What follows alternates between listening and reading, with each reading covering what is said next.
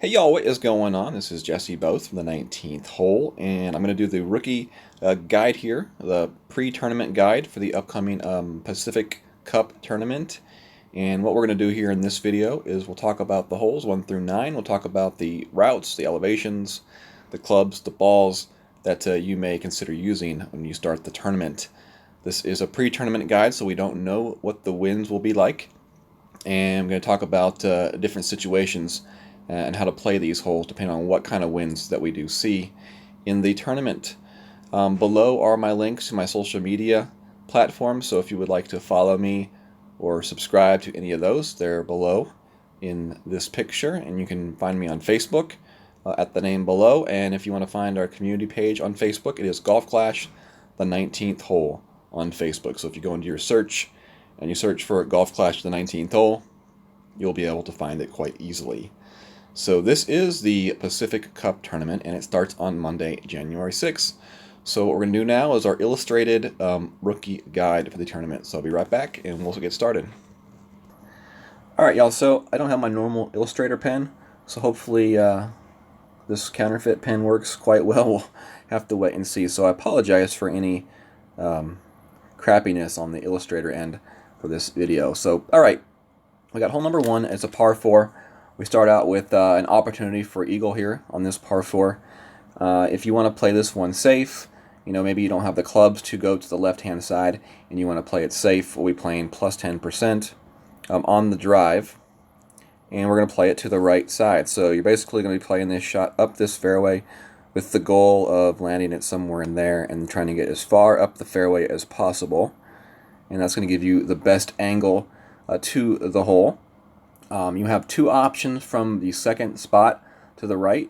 You can either go for some sort of a rough bump in the rough area, or you could try to land it to the fringe or on the green with a lot of backspin. So if you want to play with the backspin, definitely take clubs like the Saturn for long iron with a lot of backspin, or your Thorn, which has a lot of backspin for your short iron. If you want to try to play the rough bump, then a club like the Backbone may be a good option, or one of your clubs that has a little bit of topspin. And in my opinion, I like the Backbone because it also has accuracy numbers in its favor for the rough bump. So if you miss great left or great right, you should still be okay. For the second shot, I would play plus 10% from this right-hand side. Now we're playing to the left-hand side. If you have the clubs, you have the option to try to go for the green, which is definitely possible. Your ball would hop off this fairway. Your second hop would need to be more towards the end of the second fairway, and then you need to hit that rough right there, and then you can roll out towards the cup. And that's the way you would play that shot, with full topspin and some right spin. You want at least 5 bars of topspin to try to make that play. Now, if you don't feel comfortable with that, you can also always kind of lay up, go into the left-hand side, where instead of going with full topspin, you're going to go with, almost no topspin at all. And basically what we're trying to do is just kind of bounce over the bunker here and then end up on the second fairway. And then from there, you have a nice little wedge chip to the hole for a very good chance at the eagle. And for that wedge chip, I would play somewhere between 0 to 5% on that shot. If you want to play it to the left side and just try to go for the wedge chip. Whether otherwise, you can try to play for the green and, just know that ending up in that bunker or in that rough is a great possibility if you try to go for the green in the rookie division, especially if you don't have developed clubs. So, all right, that is hole number 1. And for the ball choice, I would say, depending on how you're playing this hole, you could go with a lower level ball if you're just trying to play the safe shot to the left or to the right. But if you're going to try to go for the green on the drive, then you probably want to upgrade your ball a little bit. Maybe a Katana or even Titan ball for this shot. Otherwise, like Marlin, Quasar will be sufficient if you're going to play it safe on this hole. All right, moving on to our next hole, hole number 2. And this one right here, I would say, is an extra mile and big dog hole. And, if you have a higher level extra mile, you may be able to get away with like a Quasar or a Katana. If you have lower level extra mile, you may be pushing it with a Katana. I would definitely probably suggest a Titan ball for this shot. The drive is going to be plus 10% elevation change. For those of you that don't know what elevation change means, you're basically taking whatever wind that you have on the shot and you're adding an extra 10% onto that wind. So let's say, for example, we have 5 mile per hour wind on our shot and we're playing a plus 10% elevation. So 10% of 5 miles per hour would be 0.5. So when we add that 0.5 to our wind, we get 5.5 miles per hour. So instead of adjusting your shot with 5 miles per hour, we adjust our shot as if it was 5.5 miles per hour. In lower levels, the number doesn't really jump that much, but when you start playing in the higher levels, 10% of 8, 9, 10 miles an hour really starts to make a difference, especially if you start playing higher percentages for the elevation. So definitely keep that in mind when you are playing these shots and making your adjustments. All right, so for the drive, we're playing with at least 4 topspin, and we're playing with some left spin. We want to land our shot up here around the top of this fairway, bounce over this rough, land on this fairway, and then roll up. I like to try to get up to the shadow of that palm tree, but definitely, not always going to be the case. And the only thing that's going to be different from your second shot, if you don't get far enough up, is you're going to need to add a little bit extra topspin for your second shot. So I would say anywhere from 2 to 4 bars of topspin with your big dog is going to be whether you play this second shot towards the hole. Your landing zone will be somewhere in here. Lower level clubs don't tend to have really good ball guides unless you're playing with a higher level sniper, then that's a possibility. But otherwise, Viper, or what I suggest the big dog, ball guides aren't as developed, so you're not going to have as great of a view on the second shot. So albatrosses will probably be rare, but you definitely want to make sure you get the eagle on that shot. So topspin for the second shot definitely depends on your drive distance. The farther you get your drive, the less topspin you need to use. The less your drive, the more topspin you need to use. But definitely, I think the number one thing to remember on this hole is get the eagle, okay? Don't leave this hole without the eagle for sure. Get the eagle. That's my number one tip on this hole. The second shot, 0% elevation. It's a fairly flat shot, and I don't believe there's any need to play any kind of elevation on the second shot. Hole number 3, our first par 3. I think the Goliath is a good club of choice, and a power 0, power 1 ball, so Marlin, Navigator as far as the balls go, are okay. We're playing plus 20% on this shot from the first tee. And, I like the Goliath just because of really the distance it gives you. You also want backspin on this shot. You want somewhere around 3.5 to 4 bars of backspin. So kind of check out your clubs, see which one has the better backspin. I generally tend to prefer the Backbone in the Rookie because of its accuracy numbers. But you definitely want to have a club that's going to get you to the spot that you need to land this shot. You want to land it kind of up near the green on the downslope. It's going to create a much flatter ball guide, and you're going to have much more control over your shot if you land it on the downslope closer to the green, as opposed to the hill maybe a little bit farther in the fairway, where the ball may get more of a bounce to it. And when that ball gets a higher bounce, you generally tend to lose a little bit of the control of that ball because you'll get that secondary wind effect. You have the wind push it on the initial hit, and the ball will bounce up in the air, and then you'll have that secondary wind effect. And we kind of want to try to avoid having to worry about 2 different adjustments or having to factor that into the shot. So that's the reason why I say land it where you get the more flat, controlled bounce on this shot. So we said plus 20% on this drive, and bounce it on the slope closer to the green for a more controlled bounce. Those are basically the things that I would say to take away from this hole. And I think last time we played this hole, we came to a point where we could just take our rings, the top area of our rings, and we just kind of like lined it up with the edge of the fringe line. And it became like a really easy aiming point for us to properly line up our shot each time we played this hole. And I think we had a lot of success playing this hole and coming really close and getting the ace for some people. All right, that's hole number 3. So hole number 4 is a hole that, I think could give rookies a little bit more difficulty if they have lower level clubs. But, another hole where I just think having a little bit extra power is a good thing. I hate recommending power balls in the rookie, but we also don't want to shortchange ourselves on these holes. We want to make sure we put ourselves in the best possible position to have the best possible chance to drop this eagle. And this is going to be a hole where the eagle is not easy and not a 100% given, I don't think. So I would say extra mile. You may be able to use the quarterback in some situations, depending on what kind of wind we have as well. So I'm going to say katana or titan ball for this shot. And, we're going to be landing our shot up into this area right here in the rookie division. And what you're going to be playing is a little bit of topspin. I'd say 2 to 3 bars of topspin and some left spin. You also may want to add curl depending on what kind of wind we have. If we have a left to right wind, then you may not need to use curl and you may just want to use a little more left spin. But if we have a right to left wind, then you may want to use some curl to kind of straighten out that ball off the tee.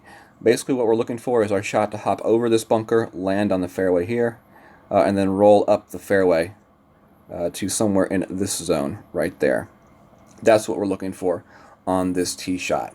From there, we're going to have, most likely, I would say either a thorn or if you choose a hornet play to the hole, you can go for the dunk on the shot, or you could try to find a landing zone on the fairway in front of the hole where you can find a nice consistent bounce. There is like a little hill in that fairway, as you can see when you look. So trying to find a spot along the outer edge of that hill or just right on top of that hill may be an option if you don't want to go for the dunk shot. I would say on the drive we'll play plus 10%, and then we'll say the same for the second shot, plus 10% for the second shot as well. And there we go, plus 10% on each of those 2 shots. All right, moving on to hole number 5. Our next par 3, I'd say a Quasar or Katana ball will be a good club to use right here. I like a little bit of wind resistance on this hole. So, maybe even a Navigator would be an option, or if you have a wind ball that's a little bit lower in power level, that may be a really good choice as well. I think using too much power on your clubs could really mess up this shot. It could possibly put you in between clubs. So this is definitely one of those holes. It's going to be one that we have to wait and see what wind we get for this shot during the week, and then we can kind of tune it in a little bit more from that point. I'd say plus 30% for the drive here. And we're going to be landing our shot somewhere on that area of the fairway, over the bunker, land it on the front edge of this fringe, and then try to roll it up to the hole that way. I want to say it was the Goliath that was the club of choice on this hole, just because of that extra power and distance you get with the club. It made it more of a premier club for this hole, but definitely don't ever discount and not consider the backbone. If we get a wind that is favorable to use the backbone, as always, it's got more accuracy, and just overall, I think it's a better club in the rookie division. So you're going to use about probably 1 to 3 bars of backspin on this shot, and that backspin is going to be very wind dependent. So if you have more headwind, it's going to be on that lesser end of the backspin. If you have more tailwind, it's going to be more closer to that 3 bars of backspin with those different types of pushes right there. All right, next hole is hole number 6. I'd say extra mile for this hole. And if you want to try to go for the rough bump, then we're going to go with the Goliath club. You can also play it safe to the left-hand side, and the Goliath would work as well right there. For your ball choice, I'd say Quasar or Titan ball. Off the tee box, we're playing plus 10%, and we're trying to land our shot right in here. Hopefully we have a tailwind so that we'll get a little bit of an extended ball guide, which will help us on this drive. Basically, we normally will hit right there, bounce over this rough, hopefully not hit the rough, but if you do hit the rough, that's okay. You still can be in decent position for your second shot. I would make sure to bring either your Viper or your Sniper as your wood clubs. You want high accuracy clubs for your second shot if you do end up having to use your wood club. Hopefully you're able to bounce through and roll up to the top edge of that fairway. From there, it gives you the chance to either skip it off this little island over and then onto the green, or you can try to go for the rough bump right here, which is a little bit more of a difficult shot, I would say, but it definitely gives you the better chance to drop the albatross. The bounce shot off the fairway is more of the safe eagle, and the rough bump is the go for it, try to get the albatross shot. And if you're not real careful with the adjustments on that shot, you could bounce in the fairway or go in the water, and then it'll be a disaster for your hole. So it's definitely not a shot that you play if you're not very confident in your ability to hit perfect or kind of adjust and line up your shots. Another way that you can play this hole is to the left-hand side. You can bounce it from this first fairway over to the second fairway here, and then just try to roll up into this zone right here. From there, you could use a wood club to bounce it off this fairway and onto the green. And just keep in mind that this green does slope back down to the hole. So if you do bounce it a little bit too far, you should still be okay as long as you don't go overboard on your topspin on this hole. So for the second shot on this hole, I would say play it somewhere between 0 to 5%. I think I played it 0% in the past. I played it 10% in the past. I think, but 0%, 0 to 5% would be what I would stick with for this tournament. And I think that's a little bit closer to the actual elevation on this hole. It's a fairly flat shot for the second shot. That, and in the rookie, elevation changes don't really affect your shot all that much, especially if you have lower level wind. It's just very, very small adjustment differences. So from 0 to 5%, it's not going to be life and death. Hole number 7 here. Extra mile would be my club of choice here on this hole. For sure, we'll play plus 10% off the tee box. And if we get a nice tailwind, or if you have clubs that allow it, we'll be playing the shot to bounce it off this fairway here. With full topspin and right spin over the bunker, hit the fairway, and then roll up as far as we can. Depending on how far you roll up that fairway, it's going to depend on what club you use for your second shot. It's either going to be a thorn, or I would say bring your backbone, just in case you are in long iron range. For your second shot, it's going to be plus 10%. You either want to aim it right here before the green or on the green. You want to find the most consistent landing spot possible where you're going to get the most consistent bounce on that second shot. So the way I like to find a consistent bounce is I move my shot target to the area, and when I don't see my ball guide move it around a whole lot, I feel like that's when I found a good consistent bounce spot for my second shot. So plus 10%, you're going to go with about 2 to 3 bars of backspin. You're going to aim it a little bit short of the hole, and if you're in thorn range, you'll drop it hopefully. This is definitely a very makeable eagle chip from thorn range for the second shot. If for some reason we get a really bad wind, or you can't play it to the right-hand side, you can play your shot out to the left-hand side, and then just kind of lay your shot up into this zone right here.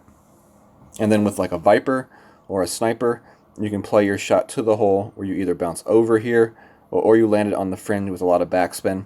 I want to say with in the rookie, most likely it'll be more of a landing your shot in this area right here and bouncing to the hole that way. So that's definitely another option if you don't have the clubs or the good wind to play it to the right-hand side. In some instances, if you have higher level clubs, you may be able to pull out a Berserker and go completely over this bunker, land it on the fairway, and get yourself way up here into much, much, much better position. Maybe even Min Thorn would be what I would want to do. Min Thorn would be perfect right there. I'm not very big on trying to be in maximum wedge range. I just don't like max wedge shots.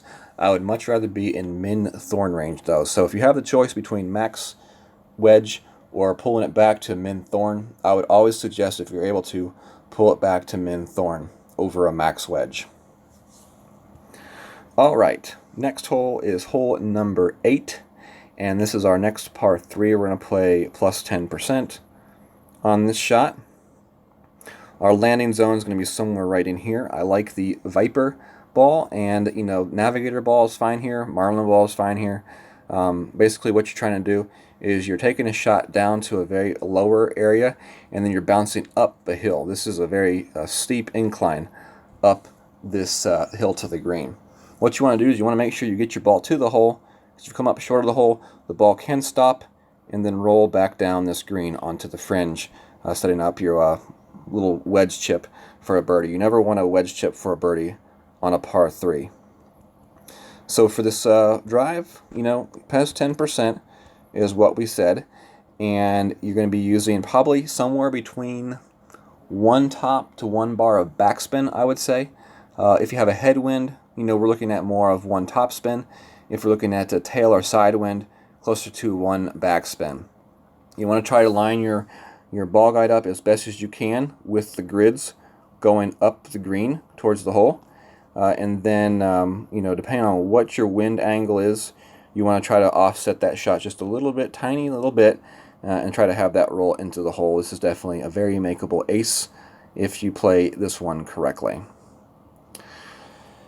Hole number 9, our last and final hole on this Rookie Illustrated guide, is definitely going to be a fun one in the Rookie. You have 2 options. You can play it to the left-hand side, or you can play it to the right-hand side. If you play it to the left-hand side, in my opinion, this is a wind-dependent shot. If you have a nice tailwind from left to right, then this is actually a nice way to play this hole. You'll play with top spin, and you're going to bounce over this rough and then roll it up this fairway. If you have lower level clubs, it may be possible you have to go for the double bounce over that rough line, but I think for the most part from the first tee, there shouldn't be any issues bouncing over that rough in one bounce. Just make sure you don't use too much topspin to end up in the rough there past that second fairway. 0% for the drive is your elevation. And ball-wise, this is definitely a hole that I would say use your Titan, Extra Mile, and Big Dog, playing it to the left-hand side. So from this second shot right here, the second location, you'll be bouncing it right up here on this fairway, over the rough, and then up towards the hole. It is an uphill shot once you do bounce that up towards the hole. So for that second shot, I'd be playing about 3 bars of topspin, at least 3 bars of topspin, and then max left spin to straighten out that ball guide towards the cup. And hopefully you get the good roll and you can find yourself with an albatross. Now, if you're a little bit more daring and you're looking for a little bit more straight of a shot to the hole, which I believe gives you a little bit better of a chance for the albatross, you can play your quarterback to the right-hand side. So you'll be bouncing your quarterback right here with probably 2 to 3 bars of top spin, max right spin, and max right curl. So your ball is going to bounce up this fairway, and try to end it right there at the end of the fairway. So that's another option for this hole, and that would be with the quarterback on that shot. So for the second shot, we're playing plus 10%, and that's plus 10% no matter which way you play the second shot, from the left side or from the right side. So for the shot from the right-hand side, we're playing with somewhere about, probably about half a bar of topspin in the tailwind. And if you have a headwind or a side wind, maybe closer to like 1 bar topspin. We're bouncing off this fairway over the rough and then straight to the hole. It's much more straight of a shot onto the hole. It really comes down to really just lining up that ball guide as best as you can, and hopefully trying to measure the contour of the green and try to get that nice roll into the hole for the albatross, playing it from the right-hand side. It's not a hole that's going to be an easy albatross from either side. I just feel like the right side gives you a little bit better of a chance at the albatross, but that requires you to go with that quarterback curl shot, which again we talked about, 2 to 3 bars of top spin, max right spin, and then max right curl on that shot. All right, y'all, thank you very much. That was the Rookie Illustrated guide, pre-tournament guide for the upcoming Pacific Cup tournament. Hopefully you all enjoyed it. If you enjoyed it and you're not subscribed yet to the channel, definitely hit that subscription button, set up those notifications. We will be doing more videos. I'm going to try to come out with an actual video guide of these holes from previous tournaments that these holes have been seen in, so that you can get a little bit more of a better visual game-wise as to what you can expect come tournament time. And to me, there's always a big difference in playing tournament holes and tour holes. Just the winds seem much different, and you can get a much more consistent feel of what you're going to expect if you see what this tournament and what these holes have been played like in past tournaments in the tournament. So thank you all very much. Have a great day. God bless.